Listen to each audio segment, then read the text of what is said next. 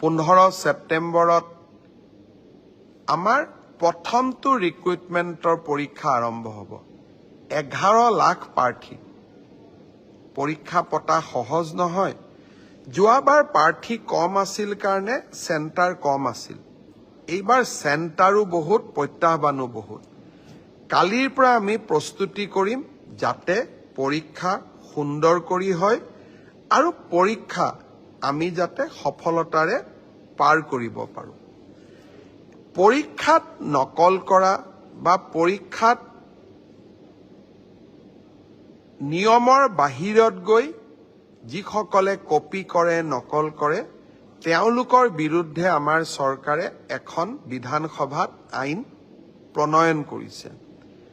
ইয়াৰ ফলত পৰীক্ষাত নকল কৰা ব্যক্তিজনক গ্ৰেপ্তাৰ কৰাৰ উপৰিও তেওঁৰ ঘৰুৱা সম্পত্তিসমূহো চৰকাৰে অধিগ্ৰহণ কৰাৰ এক ডাঙৰ ক্লজ এই আইনকেইখনত আছে। 2 দিনৰ ভিতৰতে আমি এই আইনখনৰ বিষয়েও বহুল প্ৰচাৰ কৰিম।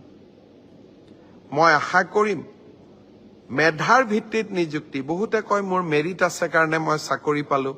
বহুত এতিয়া ফেশ্বনো এটা আছে যে আমি বিজেপিক কিয় ভোট দিব লাগে, আমিতো মেৰিট আছে কাৰণে চাকৰি পালোঁ। মই এটাই কথা ক'ম, মেৰিট আৰু মেৰিটৰ ভিত্তিত পৰীক্ষা পাতা এই পংকিলতাৰে ভৰা সমাজত ইমান সহজ নহয়। এক প্ৰকাৰ অহা কালি পৰহিৰ পৰা আমাৰ অফিচাৰসকলে ৰাতিয়ে দিনে কাম কৰিব লাগিব যাতে 15 ছেপ্টেম্বৰৰ পৰীক্ষা নিকা হয়। কিন্তু মুখ্যমন্ত্ৰী বা আন মন্ত্ৰীসকলে যদি বিচাৰে পৰীক্ষা নিকা হ'ব নালাগে, মোৰ মানুহে চাকৰি পাওক, তেতিয়াহ'লে সকলো কথা সহজ। ৭ৰ বিপৰীতে গৈ আমি কাম কৰিছোঁ। পৰীক্ষা নিকা হওক, আমাৰ মানুহে পাওক নাপাওক, মেধাৰ ভিত্তিত চাকৰি হওক।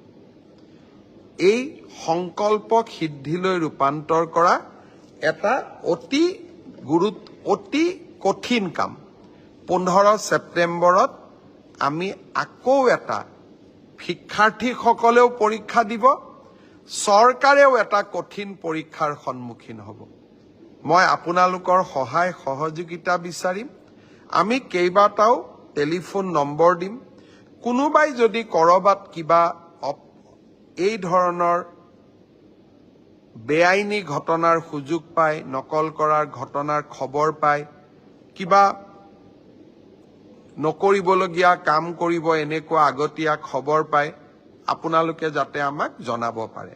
15 ছেপ্টেম্বৰৰ পৰীক্ষাটো চৰকাৰে নহয়, অসমবাসীয়ে লগ লাগি আমি সুন্দৰ কৰি পালন কৰিব লাগিব।